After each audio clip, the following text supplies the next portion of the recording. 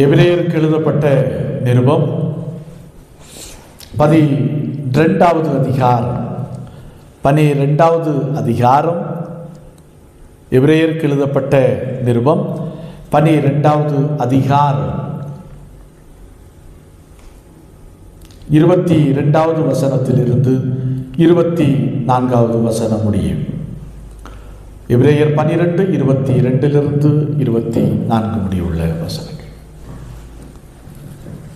நீங்களோ சீயோன் மலையின் இடத்திற்கும் ஜீவனுள்ள தேவனுடைய நகரமாகிய பரம எருசலேம் இடத்திற்கும் 1000-10,000 தேவதூதர்களிடத்திற்கும் பரலோகத்தில் பேர் எழுதியிருக்கிற முதற் பெயரானவர்களின் சர்வ சங்கமாகிய சபையின் இடத்திற்கும் யாவரும்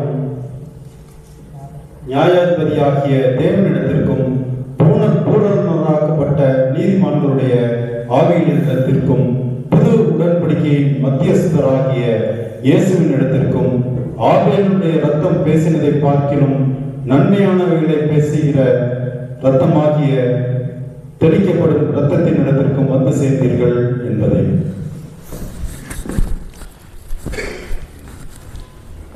கர்த்தரும் அருமை இரட்சகரும் அருள்நாதருமாகிய கிறிஸ்து பெருமானிடமிருந்து கிருபையும் சமாதானமும் நல்ல பேராசீர்வாதம் இந்த அற்புதமான நாளிலே ஆண்டவருடைய திருவீட்டிலே வீட்டிருக்கிற நம் ஒவ்வொருவருக்கும் உண்டாவதாக.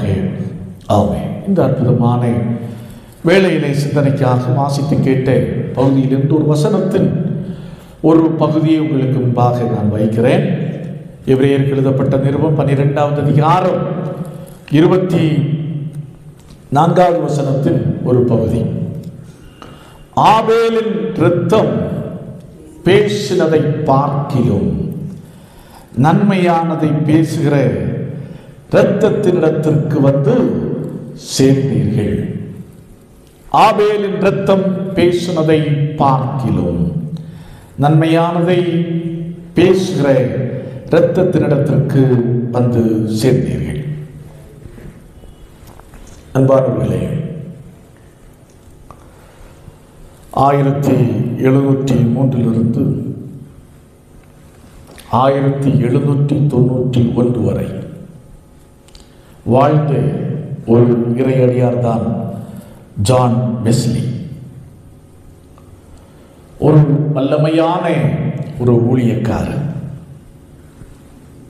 ஒரு நாள் ஊழியம் முடிந்து ஒரு காட்டு வழியாக சென்று கொண்டிருந்தார்.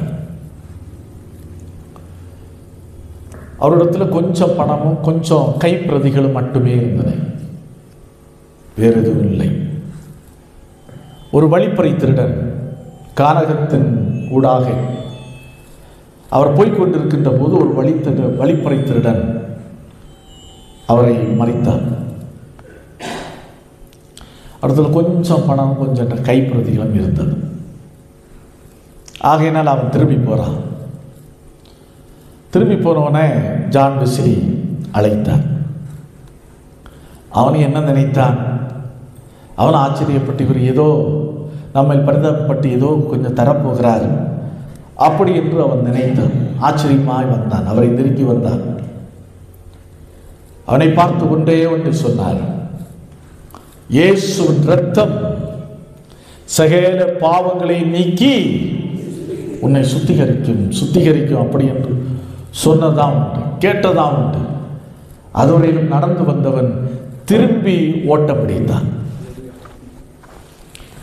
கொஞ்ச நாள் ஆயிற்று. ஒரு நாள் இந்த ஜான் வெஸ்லி ஒரு ஆலயத்தில் பிரீச் பண்ணி முடித்த பிற்பாடு ஒரு தொழிலதிபர் வந்து அவரிடத்தில் வந்து கை கொடுத்தார். தொழிலதிபர் வந்து கை கொடுத்து, ஐயா, இன்றைக்கு நான் இவ்வாறு ஒரு தொழிலதிபர் என்ற நிலையிலே இருப்பதற்கு நீங்கள் தான் காரணம் அப்படின்னு சொன்னான். உடனே ஜான் வெஸ்லிக்கு ஒன்றும் புரியவில்லை. ஒரு ஸ்டோரியை சொன்ன உடனே புரிந்து கொண்ட உடனே ஜான் வெஸ்லி அந்த மனிதனை பார்த்து சொன்ன காரியம், நீ ஒன்றுமில்லை, இயேசுவின் இரத்தத்திற்கு போய் என்ன செய், நன்றி செலுத்து அப்படின்னு சொன்னான். அன்றைக்கு திருட வந்த வழிப்பறை திருடன் தான் அன்றைக்கு ஜான் வெஸ்லியினுடைய வார்த்தையினாலே தொடப்பட்டு வாழ்விலே மாற்றம் பெற்று எதிர்காலத்தில் எப்படி ஆனான்? தொழிலதிபராய் ஆனான். அவரை பார்த்து சொன்ன காரியம் ஒன்றுதான், இயேசுவின் இரத்தம் சகல பாவங்களை நீக்கி உன்னை சுத்திகரிக்கும் அப்படி என்கிற வார்த்தை அவருடைய வாழ்க்கையிலே ஒரு பெரிய மாற்றத்தை தந்தது. இயேசுனுடைய இரத்தம் அவனை ஒரு புதிய படைப்பாக்கியது. இங்கே இரத்தத்தை குறித்து தான் இந்த நாளிலே பார்க்கிறோம். ஆபேலின் இரத்தம் பேசினதை பார்க்கிலும் நன்மையானதை பேசுகிற இரத்தத்தினிடத்திற்கு திரும்பி வந்திருக்கிறீர்கள். இரத்தம் அப்படின்னு சொன்னா என்ன? வேதம் மிக அழகாக சொல்லுகிறது. லேவியராகம புஸ்தகம் 17ஆம் அதிகாரம் 11வது வசனம் மிக அழகாக சொல்லுகிறது, மாம்சத்தின் உயிர் இரத்தத்தில் இருக்கிறது. மாம்சத்தின் உயிர் இரத்தத்தில் இருக்கிறது. அப்போ இரத்தம், மனுஷ இரத்தத்தை எடுத்துக்கொள்ளுங்களேன். அதில் A positive, A negative, B positive, B negative, O positive, negative என்றெல்லாம் இருக்கிறது. இந்த இரத்தம் என்றால் என்ன? திரவ இணைப்பு திசு, அதுதான் இரத்தம். இந்த இரத்தத்தினுடைய நன்மை என்ன? நன்மை என்ன? டெலிவரிங் ஆக்சிஜன், ஆக்சிஜனை கொண்டு போறது, உடம்பு முழுவதும் ஆக்சிஜனை கொடுக்கிறது. இது ஓடிக்கொண்டே இருக்கிறது. ஆக்சிஜன், ஊட்டச்சத்துக்கள், ஹார்மோன்கள் இவைகளெல்லாம் கொண்டு செல்கிறது. யாருடைய வேலை தான்? இந்த இரத்தத்தினுடைய வேலை. கழிவு பொருட்களை அகற்றுகிற வேலை இந்த இரத்தத்தினுடைய வேலை. இந்த இரத்தம் தொற்றுகளிலிருந்து நம்மை பாதுகாக்கிறது. நம்மை பாதுகாக்கிறது. அவ்வளோ வலிமை மிக்கது இரத்தம், மனுஷ இரத்தம். அதான் லேவியராகம சொல்கிறது, மாம்சத்தின் உயிர் எங்கே இருக்கிறது? இரத்தத்தில் இருக்கிறது. அப்போ இங்கே வேதம் சொல்கிறது, ஆபேலின் இரத்தம் பேசுவதை பார்க்கிலும் நன்மையானதை பேசுகிற இரத்தத்தினிடத்திற்கு நீங்கள் என்ன செய்யப்பட்டிருக்கிறீர்கள்? திருப்பப்பட்டிருக்கிறீர்கள். ஆபேலின் இரத்தம் என்ன பேசி இருக்கும்? கடவுள் தன்னுடைய சகோதரனாகிய ஆபேலை கொன்ற காயினை பார்த்து கடவுள் சொன்னார். ஆதியாகமம் 4வது அதிகாரம் 10வது வசனமும் 11வது வசனத்தை வாசித்து பார்க்கும்போது தெளிவாய் கண்டுகொள்ள முடியும். என்ன சொன்னார்? உன் சகோதரன் ஆபேலின் இரத்தம் என்னை நோக்கி கூப்பிடுகிறது. அன்றைக்கு ஒரு மனிதன் கொலை செய்தால் நிரூபிக்கப்பட்டால் அவனுக்கு என்ன தண்டனை தான்? மரண தண்டனை தான். அப்போ காயின், வேதம் சொல்லுகிறது, ஆண்டவர் கடவுள் சொல்லுகிறார், எப்ப ஆபேலின் இரத்தம் என்னை நோக்கி என்ன செய்கிறது? கூப்பிடுகிறது. அப்ப எதுதான் கூப்பிட்டு இருக்கோம்? கடவுள் காயினை யாரும் கொண்டு போடாதபடிக்கு அவனுக்கு ஒரு அடையாளத்தை கொடுத்தார். ஒரு சாபத்தோடு நிறுத்தி கொண்டார். காரணம் என்ன என்று சொன்னால், ஆபேலின் இரத்தம் பேசி இருக்கும். என்ன பேசி இருக்கும்? காயினை என்ன செய்ய வேண்டாம், காயினை கொல்ல வேண்டாம் என்று பேசியிருக்கும்.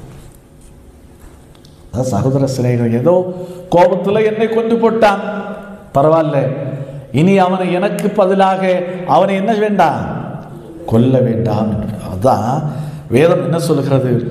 ஆபேலின் இரத்தம் பேசுவதை பார்க்கிலும் நன்மையானதை பேசுகிற இரத்தத்தினிடத்திற்கு என்ன செய்தீர்கள்? வந்து சேர்ந்தீர்கள். வந்து சேர்ந்தீர்கள். நன்மையானதை பேசுகின்ற இரத்தம். அப்போ இயேசுனுடைய இரத்தத்தினால் நமக்கு கிடைக்கின்ற ஆசீர்வாதங்கள் என்ன என்பதை 3 காரியங்களை மாத்திரம் உங்களுக்கு முன்பாக வைத்து இந்த நாளின் இறைச்சியை நிறைவு செய்ய நான் ஆசிக்கின்றேன். எபேசியர் 1வது அதிகாரம் 7வது வசனம் மிக அழகாக சொல்கிறது. வாசிங்க. இவருடைய இரத்தத்தினாலே பாவ மன்னிப்பாகிய மீட்பு இவருக்குள் நமக்கு உண்டாயிருக்கிறது. பாவ மன்னிப்பு. அதான் மற்ற எல்லா காரியங்களையும் விலை கொடுத்து வாங்க முடியும். இதை விலை கொடுத்து வாங்க முடியுமா? நிச்சயமா முடியாது. ஆகையினாலே தான் பாவ மன்னிப்புக்காகத்தான் மனிதன் இன்றைக்கு அலைந்து கொண்டிருக்கிறான். புனித இடங்களை நாடுகின்றான், புனித நதிகளை நாடுகின்றான், வேற என்ன காரியங்களை செய்ய முடியுமோ அது எல்லாவற்றையும் செய்யறான். என்ன உண்டாகுது? என்ன கிடைக்கணும்? பாவ மன்னிப்பாகிய மீட்பு கிடைக்கணும், பாவ மன்னிப்பு கிடைக்கணும். ஆனால் அதை ஆண்டவர் நமக்கு எளிதாக்கி இருக்கிறார். எப்படி? தம்முடைய இரத்தத்தினாலே பாவ மன்னிப்பாகிய மீட்பை நமக்கு என்ன செய்து தந்திருக்கிறார்? சம்பாதித்து தந்திருக்கிறார். பாவ மன்னிப்பாகிய மீட்பை நமக்கு சம்பாதித்து தந்திருக்கிறார். இதை உணரணும். இதை உணர்கிறவனும் மெய்யாகவே உண்மையாகவே இதை விசுவாசிக்கிறவனும் பாவ மன்னிப்புக்காக எங்கேயும் அலைந்து திரிய வேண்டிய அவசியம் இல்லை. பாருங்க, மத்தேயு எழுதிய நற்செய்தி நூல்ல 26வது அதிகாரத்தை வாசித்து பார்க்கின்ற போது கடவுள் தம்முடைய சீடர்களோடு பஸ்கா விருந்தை கொண்டாடுகிறார் கடைசியாக.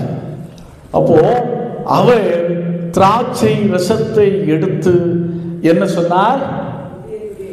இது என்னுடைய இரத்தம், இது என்னுடைய இரத்தம், பாவ மன்னிப்புக்காக உங்களுக்காக என்ன செய்யப்பட்டிருக்கிறது?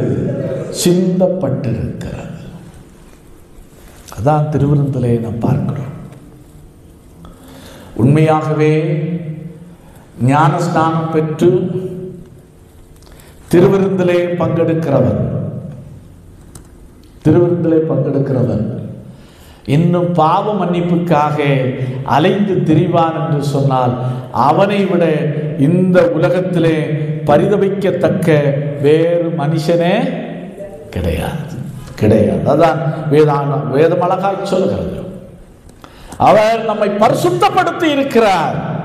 எபிரேயர் 13வது அதிகாரம் 12வது வசனத்தை வாசித்து பார்க்கின்ற போது தம்முடைய சொந்த இரத்தத்தினாலே பரிசுத்தமாக்கும்படி நகர வாசலுக்கு புறம்பே அவர் பாடுபட்டார். எதற்காக? நம்மை பரிசுத்தப்படுத்துவதற்காக, நம்முடைய பாவ அழுக்குகளை நம்மை விட்டு அகற்றுவதற்காக அவர் என்ன செய்தார்? நகரத்தின் வெளியிலே புறம்பே அவர் பாடுபட்டார் என்று வேதம் மிக அழகாக சொல்கிறது. அடுத்து 2வது, இயேசு கிறிஸ்துவினுடைய இரத்தத்தினுடைய வலிமையை பாருங்கள், ஆற்றலை பாருங்கள். எபேசியர் 2வது அதிகாரம் 13வது வசனம்.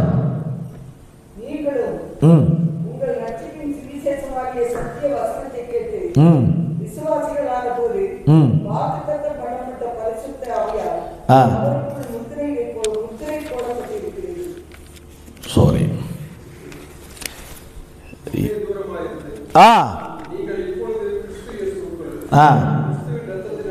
கிறிஸ்துவின் இரத்தத்தினாலே சமீபமானீர்கள்.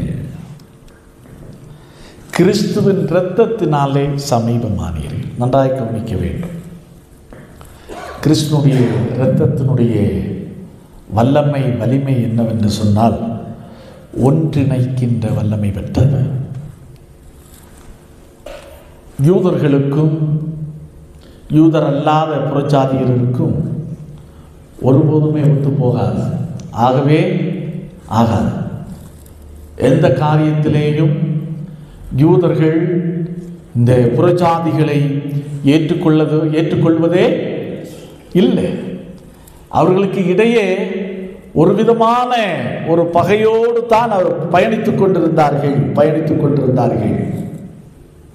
இந்த யூதர்கள் புறஜாதிய மக்களை ஒருபோதும் அவர்கள் அங்கீகரிப்பதில்லை. ஆனால் இயேசு கிறிஸ்துவினுடைய இரத்தத்தினாலே இந்த இருதரத்தார் எப்படி ஆனார்கள்? சேர்ந்து விட்ட சமீபமானார்கள். அப்போ பகை நிமித்தமும் வைராக்கியங்கள் நிமித்தமும் பிரிந்து கிடக்கிறவர்களையும் ஒன்றிணைக்கின்ற, ஒன்று சேர்க்கின்ற வல்லமை யாருக்கு உண்டு? இயேசுடைய இரத்தத்திற்கு உண்டு. அதான் வேதம் மிக அழகாக சொல்கிற பாருங்கள், பவுலடிகளார் யாருக்கு? புறஜாதி மக்களுக்கு அப்போஸ்தலன். அதான் ரோமருக்கு எழுதிய நிருபம் 11ஆம் அதிகாரம் 13ஆவது வசனத்தை வாசித்து பார்க்கின்ற போது மிக தெளிவாக கண்டுகொள்ள முடியும்.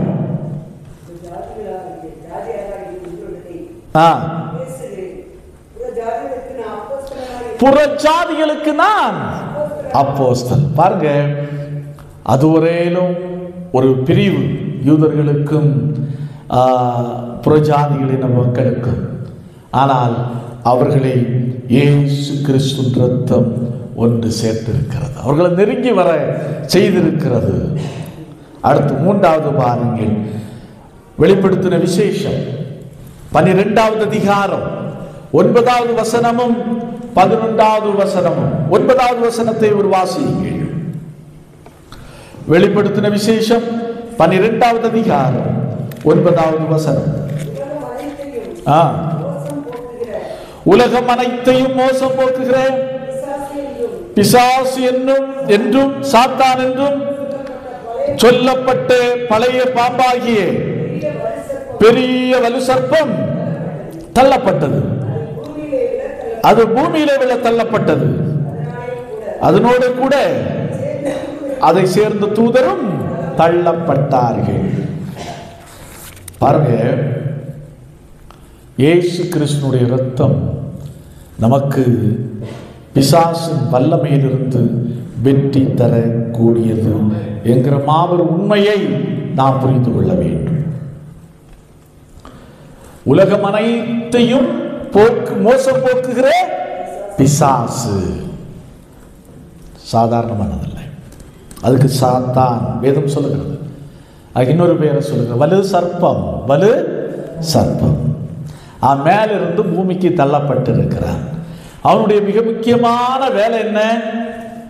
தம்முடைய மக்களை, கடவுளுடைய மக்களை எப்படி திசை திருப்பி அவர்களை அழிக்க முடியுமோ அழிக்க செய்வதுதான் அவனுடைய நிலைமை. அதான் இயேசு கிறிஸ்து அழகாக சொன்னார், திருடன் எதுக்கு வருகிறான்? திருடவும் கொல்லவும் வருகிறான் என்று வேறொன்றுக்கு வரான். அப்போ பூமியில விழுந்த இந்த சாத்தான் அல்லது பிசாசு அல்லது வலு சர்ப்பம், இதனுடைய மிக முக்கியமான வேலை என்ன? நம்மை வீழ்த்த முயற்சிப்பதுதான். எப்படி நம்மை வீழ்த்த முடியுமோ வீழ்த்த வேண்டும். அதுதான் நம்முடைய நோக்கம், பிரதான நோக்கமாயிருக்கிறது. அதுக்கு அவன் பல்வேறு வழிகளிலே, பல வகைகளிலே அவன் செயல்படுகின்றான். எப்படி செயல்படுகின்றான்? சில நேரத்தில் என்ன செய்கின்றான்? நம்முடைய சரீரத்திலே பலவீனங்களை அனுப்புகின்றான். எல்லா பலவீனங்களும் சரீர குறைபாடுகள் நிமித்தம் வருகிறது அல்ல, சரீர குறைபாடுகள் நிமித்தம் வருகிறது. இயேசு கிறிஸ்துவனிடத்தில் இயேசு கிறிஸ்து ஒரு முறை 18 ஆண்டுகளாய் நிமிரக்கூடாதிருந்த ஒரு கூனியை இயேசு கிறிஸ்து நிமிரச் செய்தார். வேதம் மிக அழகாக சொல்லுகிறது, அவளை என்ன பிடித்திருந்தது? பிசாசு பிடித்திருந்தது. அந்த வல்லமையினாலே அவள் கூனி போயிருந்தாள், நிமிரக்கூடாத கூனியாக இருந்தாள். இப்படி பிசாசானவன் நம்முடைய வாழ்க்கையை நாம் எங்கே அவருக்கு கேப் கொடுக்கிறோமோ அங்கே அவன் புகுந்து நம்முடைய வாழ்க்கை சீர்குலைக்க முயல்கின்றான். ஆனால் ஒன்றை நாம் புரிந்து கொள்ள வேண்டும், 11வது வசனத்திலே பார்க்கிறோம். அவன் சாத்தான் அல்லது பிசாசானவன் அல்லது சர்ப்பம் பூமியிலே விழுந்தது உண்மை, மக்களை அழிக்க நினைப்பது முயற்சிப்பது உண்மை. ஆனால் அன்றைக்கு மக்கள் ஜெயித்தார்கள். எப்படி ஜெயித்தார்கள் என்று சொன்னால் 11வது வசனம் மிக அழகாக சொல்லுகிறது. கடைசி பகுதி, ஆட்டுக்குட்டியின் இரத்தத்தினாலும் தங்கள் சாட்சியின் வசனத்தினாலும் அவனை ஜெயித்தார்கள். எப்படி ஜெயித்தார்கள்? ஆட்டுக்குட்டியின் இரத்தத்தினாலும் தங்கள் சாட்சியின் வசனத்தினாலும் அவனை ஜெயித்தார்கள். ஆம், கிறிஸ்து இயேசுவுக்குள் அன்பானவர்களே, இயேசு கிறிஸ்துனுடைய இரத்தம் சாதாரணமானது அல்ல. அது சாதாரணமாய் மனிதன் ஓடுகின்ற இரத்தம் அல்ல, அதை விட வலிமை மிக்கது. மனுக்குலத்தின் முழுவதனுடைய பாவத்தை அகற்றக்கூடிய, சுத்திகரிக்கக்கூடிய வல்லமை உள்ளது. பிரிந்து கிடக்கிறவர்களை, அதாவது இணக்கமான நிலைக்கு கொண்டு வரக்கூடிய ஆற்றல் உடையது. தம்முடைய நம்பி வாழ்கிற மக்களுடைய வாழ்க்கையிலே இயேசு இரத்தம் வெற்றியை தர வல்லது. ஆகையினாலே தான் ஜான் வெஸ்லி அன்றைக்கு வாழ்வு பெற்ற அந்த திருடனை, அந்த மனிதனை, தொழிலதிபரை பார்த்து சொன்னார், நீ நன்றி சொல்ல வேண்டியது யாருக்கு நன்றி சொல்லு? இயேசுனுடைய இரத்தத்திற்கு. உன்னுடைய வாழ்வுக்காக, உன்னுடைய வாழ்வை புதுப்பிப்பதற்காக இயேசு கிறிஸ்து இரத்தம் சிந்தினார். அந்த இரத்தத்தினாலே நீ இப்பொழுது என்ன செய்யப்பட்டிருக்கிறாய்? வாழ்வு பெற்றிருக்கிறாய். ஆகையினால் நீ யாருக்கு நன்றி சொல்லு? இயேசுனுடைய இரத்தத்துக்கு நன்றி சொல்லு. ஆம், கிறிஸ்துவுக்குள் அன்பானவர்களே, அதான் ஃபாதர் பெர்க்மேன்ஸ் அவர்கள் ஒரு அருமையான ஒரு பாடலை பாடி வைத்திருக்கிறார். இரத்த கோட்டைக்குள்ளே நான் நுழைந்து விட்டேன், இனி எதுவும் அணுகாது, எந்த தீங்கும் தீண்டாது. இரத்த கோட்டைக்குள்ளே நான் நுழைந்து விட்டேன், இனி எதுவும் அணுகாது, எந்த தீங்கும் தீண்டாது.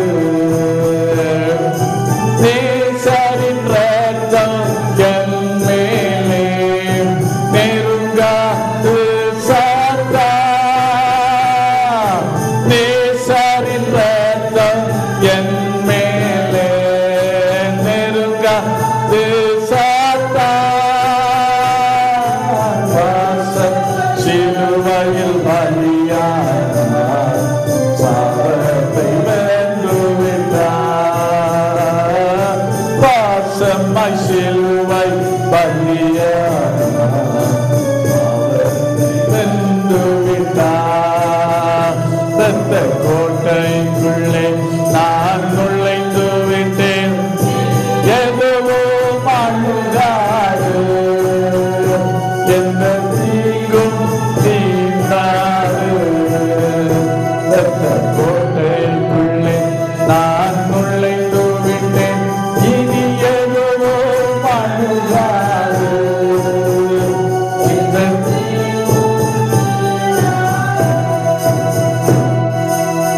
இதிலிருந்து ஒன்றை நாம் புரிந்து கொள்ள வேண்டும். இயேசு கிறிஸ்துவின் இரத்தத்துக்கு அப்பால் பாவ மன்னிப்புக்காக வேறு எந்த காரியத்துக்காகவும் சிந்தப்பட்டாலும் அது அர்த்தம் மற்றதே. பலியின் உச்சகட்டமாகத்தான் இயேசு கிறிஸ்து தன்னையே பலியாக சிலுவையில் என்ன செய்தார்? ஒப்பு கொடுத்தார். பலியாக ஒப்பு கொடுத்தார். அவருடைய சரீரத்திலிருந்து சிந்தப்பட்ட ஒவ்வொரு சொட்டு இரத்தமும், கல்வாரி திருமலையிலே புரண்டோடிய ஒவ்வொரு சொட்டு இரத்தம் வல்லமை உள்ளது. ஆகையினால் நாம் நம்மை ஆண்டவராகிய இயேசு கிறிஸ்துவுக்கு ஒப்பு கொடுப்போம். அதே போலதான் குறிப்பாக கத்தோலிக்க திருச்சபையிலே எல்லா திருவிருந்து ஆராதனை, நற்கருணை ஆராதனையிலும் நன்மையை பகிர்ந்து கொள்வார்கள். இது அப்பமும் ரசம். இது எனக்கு அது உங்களுக்காக சிந்தப்பட்ட என் ரத்தம், இது உங்களுக்காக பிற்கப்பட்ட என் சரீரம். அப்போ நம்முடைய திருச்சபைகளை மாதத்துக்கு ஒரு முறை இந்த திருவிருந்து அல்லது நற்கருணை அல்லது நன்மை ஆராதனை நடைபெறுகிறது. அப்போ இதன் மூலம் இந்த விசுவாசத்தோடு நாம் பங்கெடுப்பும் தான் அது பெரிய ஆசீர்வாதத்தை நம்முடைய வாழ்க்கையிலே கொண்டு வரும். ஆகவே இயேசு கிறிஸ்துனுடைய இரத்தத்தின் மகிமையை வல்லமையை உணர்வோம். அவருடைய தியாக அன்புக்கு நம்மை அர்ப்பணிப்போம். நிச்சயமாய் நம்முடைய வாழ்வு ஜெயம் நிறைந்த வாழ்வாய், நம்முடைய வாழ்வு வெற்றி நிறைந்த வாழ்வாய் அமையும். ஆண்டவர் தாமே இந்த வார்த்தைகளை கொண்டு நம்ம ஒருவரையும் ஆசீர்வதிப்பாராக. ஆமென். எல்லா புத்திக்கு மேலான தெய்வ சமாதானம் உங்கள் இருதயங்களை சிந்தனைகளை கிறிஸ்து இயேசு நாமத்தை கற்றுக்கொள்வதாக. ஆமென்.